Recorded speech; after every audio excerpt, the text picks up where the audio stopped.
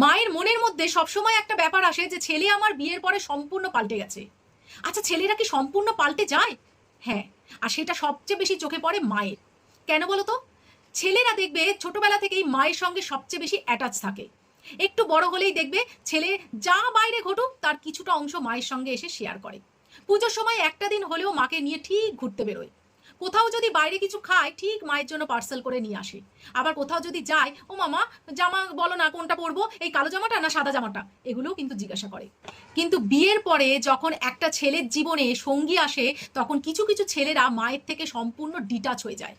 আমি প্রত্যেকটা ছেলেকে বলছি, দেখো জীবন সঙ্গী আসার পরে পুরো সময়টা মাকে দেওয়া যায় না, কিন্তু 5 মিনিট 10 মিনিট যদি মায়ের পাশে বসে, মা তুমি কি করলে সারাদিনে, এইটুকুনি যদি জিজ্ঞাসা করো না, মা তাতেই খুশি।